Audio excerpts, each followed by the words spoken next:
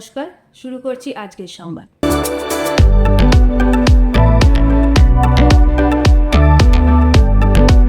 রাজ্য সরকারের পক্ষ থেকে এবারের বাজেটে যুবসাথী প্রকল্পকে বাস্তবায়িত করার আশ্বাস দেওয়া হয়েছে।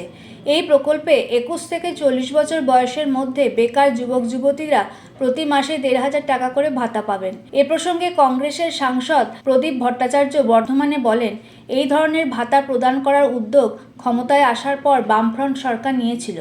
জ্যোতি বসু মুখ্যমন্ত্রী থাকাকালীন সেই সিদ্ধান্ত বাস্তবায়িত করা হয়, কিন্তু একজন বেকার ছেলেমেয়ের যে পরিমাণ অর্থ প্রয়োজন তা এই ভাতা প্রদানের মধ্য দিয়ে তাদের মেটে না। এবারও যে বেকার যুবক যুবতীদের 1,500 টাকা করে দেওয়ার কথা বলা হয়েছে, এক্ষেত্রে এই অর্থ বেকার যুবক যুবতীদের জীবনে উন্নতিতে বিশেষ কোনো কাজে আসবে না। এই ধরনের ভাতা প্রদানের কাজটা মূলত করা হয় ভোটের দিকে তাকিয়ে ভোট পাওয়ার জন্য। কেন্দ্রের বিজেপি সরকার এবং এই রাজ্যে তৃণমূল কংগ্রেসের সরকার এই ভাতা পাইয়ে দেওয়ার মধ্যে দিয়ে নিজেদের ভোট ব্যাংককে সুনিশ্চিত করার একটা পরিকল্পনা নিয়েছেন, যা সঠিক নয়। এতে বেকার ছেলে মেয়েদের কোনো লাভ হবে না। আমরা কি চাই? আমরা চাই আমাদের একটু হাত আছে, আমরা কাজ চাই, পার্মানেন্ট কাজ চাই, স্থায়ী কাজ চাই, কারখানা চাই, বিজনেস সেন্টার চাই, যেখানে আমরা স্থায়ীভাবে কাজ করব। আমি বলি না, যে বয়সটা বললে আমি একটু বলি, যাদের বয়স 18 থেকে 40-এর মধ্যে, সেই ছেলেরা যেন এমপ্লয়মেন্ট এক্সচেঞ্জের মারফত নাম ডাকা হয় এবং যোগ্যতার ভিত্তিতে তারা যখন স্কিল, আনস্কিল, সেমি স্কিল এবং হোয়াইট কালার জবের সঙ্গে তারা যুক্ত হতে পারে, তার ব্যবস্থা রাজ্য সরকার এবং কেন্দ্রীয় সরকার করে। রাজ্য সরকার এবং কেন্দ্রীয় সরকার যেটা করছেন সেটা হচ্ছে ডোল পলিটিক্স করছে, ভোট পলিটিক্স করছে।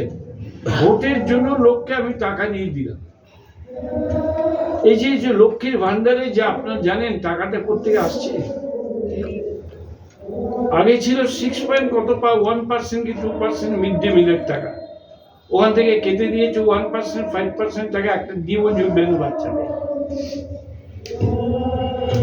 তারপরে অন্যান্য SC ST তহবিল থেকে টাকা কেটে লক্ষ্মীর ভান্ডারে টাকাটা নিয়ে আসা হচ্ছে। ঠিক তেমনি ভাবে এটা কোনো একটা এই ধরনের গ্রান্টকে কেটে দিয়ে সেখানকে নিয়ে আসা হচ্ছে। এতে লাভটা কি হচ্ছে? ভোটটা নিশ্চয়ই ভোটের জন্য একটা পলিটিক্যাল পার্টি তিনি চেষ্টা করুন, আমার কোনো আপত্তি নেই। আমার সঙ্গে যতই বিরোধ থাক, ভালো কাজ যদি হয় আমাদের তো কিছু বলার নেই। একটা বাচ্চা মেয়ে স্কুলে যাওয়ার জন্য সাইকেল পাচ্ছে, নিশ্চয়ই আমি আপত্তি করব, কিন্তু স্কুলে যাওয়ার পরে ফেরার সময় সাইকেলটা যখন খারাপ হয়ে যায় তখন সাইকেলটা কাঁধে করে নিয়ে আসতে হয়, কিংবা গ্রামে কাউকে বলতে হয় যে ব্যবস্থা করতে হবে। এই জিনিসগুলো তো গভর্নমেন্টকে ভাবতে হবে। সুতরাং আমার বক্তব্যটা যে দিয়েছেন ভালো কথা, কিন্তু এটা দিয়ে কিছু লাভ হবে না। এটা গরিব, মধ্যবিত্ত, নিম্ন মধ্যবিত্ত ঘরের ছেলে মেয়েদের ভবিষ্যৎ কাছে কোনো গৌরবোজ্জ্বল অধ্যায় তৈরি করছে না। সরকার তো বলছে যে কর্মসংস্থান যাতে পায় তার জন্য যে কর্মসংস্থান একটা কোথায়, কর্মসংস্থান করতে গেলে তো আপনাকে ভ্যাকেন্সি ডিক্লেয়ার করতে হবে। পশ্চিমবঙ্গে কতগুলো ভ্যাকেন্সি আছে বলুন তো, বলুন। আগে পশ্চিমবঙ্গের সরকারি আপনাদের কাছে আমি বলছি, গভর্নমেন্ট আজকে পরিষ্কারভাবে জানাক ভারতবর্ষের বাংলা মানুষকে যে আমার বিভিন্ন ডিপার্টমেন্টের টোটাল ভ্যাকেন্সি এত আছে। ভোটের রাজনীতি, ভোটের রাজনীতি ছাড়া কি? আগে ভ্যাকেন্সি ডিক্লেয়ার করো। কর্মসংস্থান কথার মানেটা কি?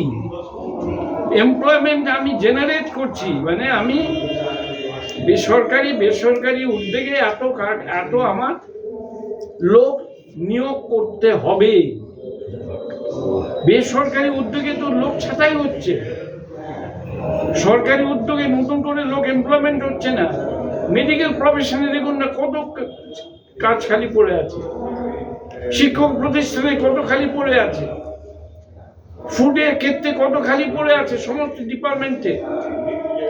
সেগুলোকে ভর্তি করে কর্মসংস্থান ক্রিয়া করুক, সেটা হচ্ছে কোথায়?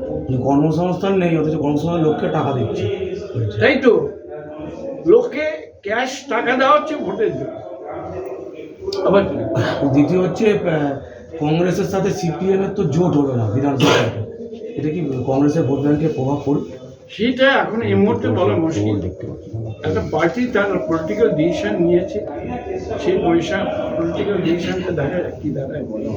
যেমন 2006 সালে তখন প্রণব মুখার্জি প্রদেশ কংগ্রেসের সভাপতি, আপনারা তখন আপনাদের বয়স্ক হয়ে গেছে সাংবাদিক বন্ধুরা, আমি ঠিক জানি না। আমি তো বর্ধমানে পলিটিক্স করছি 1966 থেকে, বুঝুন। তখন তো আপনারা বায়ুমণ্ডলে ঘুরে বেড়াচ্ছে, তো তখন থেকে আমি পলিটিক্স করছি। কত বছর হলো ভাব। আমি এখানে মন্ত্রী ছিলাম, এমএলএ ছিলাম, আমি এখান থেকে বহুবার দাঁড়িয়েছি, হেরেছি, জিতেছি, অনেক কিছু হয়েছে। এই যে আজকে বর্ধমান ডেভেলপমেন্ট অথরিটি তো আমারই পরিকল্পনা। আমি তো ইয়েতে রথতলাকে নতুন করে সাজাবো বলে পরিকল্পনা তৈরি করে দিয়েছি, ফডার প্ল্যান তৈরি করে দিয়েছে, ফডার প্ল্যান মানে গরুর খাবার তৈরি প্ল্যান যাতে হয় তার ব্যবস্থা করেছি। ওইখানে দেখবেন রথতলা পেরিয়ে গিয়ে একটা মিল্ক ডেয়ারি ছিল, আজকে না এখন আছে কি নবাবহাটে, হ্যাঁ তুমি জানো নবাবহাটে। তো আমার সময় তৈরি হবে, আমারই প্ল্যান ছিল, আমার সময় তৈরি হয় না, আমারই প্ল্যান। দাদা এই প্রসঙ্গে বলি যে এই যেটা যুদ্ধ প্ল্যান ওটা যেটা ছিল সেটা তো বন্ধ হয়ে গেছে এবং বেসরকারি হাতে দেওয়া হয়েছিল, তারপরেও চালাতে পারেনি। যদি কংগ্রেস জেতে বা কিছু হয় তাহলে কি ওটাকে পুনরুজ্জীবিত করার কোনো ব্যবস্থা কি চিন্তা ওটা কে কংগ্রেস মানে যেটা ভোটে ডেফিনেটলি কংগ্রেসের যদি ফল ভালো হয়, কিন্তু এই কনস্টিটিউন্সি তো ভালো হয়, তাহলে আমি গ্যারান্টি দিচ্ছি ওইটা যাতে চালু হয় তার ব্যবস্থা। তৃণমূল যদি বলে, না না আরেকটা কি প্রশ্ন করছি, ওইটাই প্রশ্ন ছিল যে এই যে জোট হলো না, তাহলে এটা কি প্রভাব কতটা পড়বে বলে আপনি মনে করছেন? আপনি তো এই মুহূর্তে বলা মুশকিল, কারণ পলিটিক্সে তো নতুন তো কিছু নয়। দল যে সিদ্ধান্ত নিলে এটা ঠিক হলো না বলে না দলের সিদ্ধান্ত ভুল কি খারাপ সে তো সঠিক, সে তো মানুষ ভবিষ্যতে ঘোষণা করবে, বাংলার মানুষ ভোটে আমি করবো। সিপিএম এর সাথে যখন জোট করে যখন 2000 দেখুন আমি 2006-তে আমরা এখন আপনি জানেন না, 2006 জানেন না, কি করে জানেন? 2006-তে আমরা এককভাবে 20 বছর আগে লড়াই করেছি, আমি উদ্যোগ নিয়েছি, আমরা 21টা আসন পেয়েছিলাম, তৃণমূল 30টা আসন পেয়েছি। তারপরে আমরা সিপিএম এর সঙ্গে অ্যাডজাস্ট করে লড়েছি, লড়ে আমরা 4400 পেয়েছি, 0 পেয়েছি। তো কোনটা কি হবে বলা তো মুশকিল। এসআইআর নিয়ে তো হুলস্থুলুস হলো, 2002 সালেও এসআইআর এর একটা গল্প হয়েছিল, তারপর আবার এতদিন পরে আবার একটা হলো। মানে এইটার কি কোনো মানে কুপ্রভাব আগামী নির্বাচনে? বলি এসআইআর বলে রিপ্রেজেন্টেশন অফ পিপল সেফটি কোনো শব্দ নেই। আমি কলকাতায় বহুবার সাংবাদিকদের বলেছি, আমি আজকাল সাংবাদিকদের সঙ্গে বিশেষ কথাবার্তা করি না, পুলিশ কংগ্রেস থেকে বলে। তো যারা এসছে বা কথা বলেছে আমি তাদের বলেছিলাম এসআইআর বলে কোনো শব্দ নেই, ইন্টেন্সিভ রিভিশনের কথা বলা আছে, সামারি রিভিশনের কথা বলা আছে, অনেকগুলো কানুনের কথা বলা আছে। রিপ্রেজেন্টেশন পিপল সেফটি এরা বাড়াবাড়ি করছে এবং সময়টা কিন্তু কম, আরো দীর্ঘ সময় ধরে এই কাজটা শুরু করা প্রয়োজন। এটাও ঠিক যে রাজ্য সরকারের দিক থেকে যে ধরনের সহযোগিতা প্রয়োজন ছিল, রাজ্য সরকারের কাছ থেকে সেই ধরনের সহযোগিতা প্রতির সময় আসছে না, যে জন্য সুপ্রিম কোর্টকে ইন্টারফেয়ার করে বলতে হয়েছে এবং হাই পুলিশ অফিসারকে শোকস পর্যন্ত করতে বলতে পারা যায় সুপ্রিম কোর্ট। সুতরাং সুপ্রিম কোর্টকে আজকে ইন্টারফেয়ার করতে হচ্ছে, এটাও ঠিক হচ্ছে।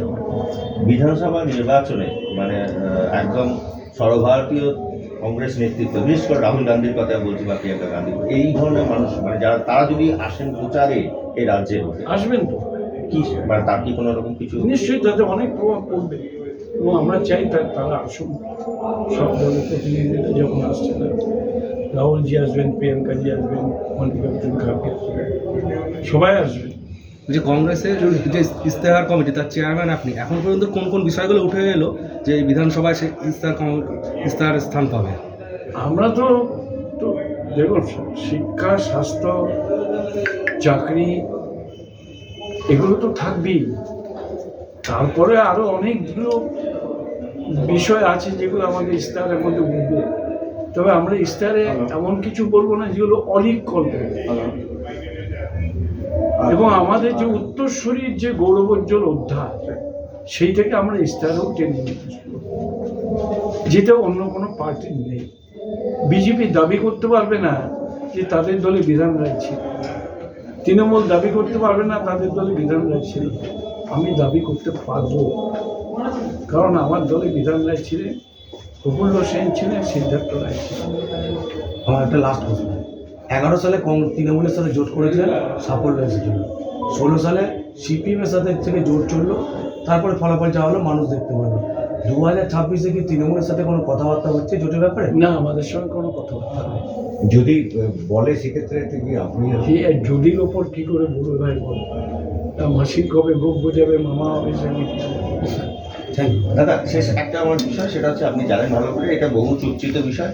মানে এই যে বিধানসভা নির্বাচনগুলো বা সংগঠনের যে ব্যাপারটা আপনি বলছেন, একটা সংগঠনটাকে খুব জোরালো মজবুত করা, আমার বর্ধমান এটা নিয়ে মানে ঠিক শক্তিশালী সেইভাবে না না, আমরা সেইভাবে শক্তিশালী মোটেই নই। আমাদের দলকে শক্তিশালী করতে হবে।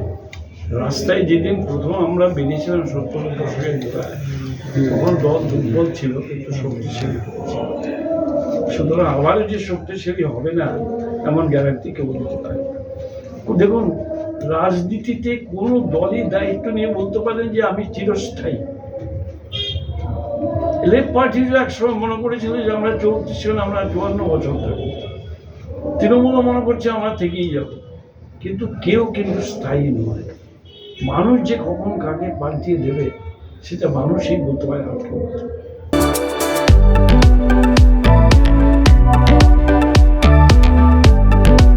আজকের সংবাদ এ পর্যন্তই।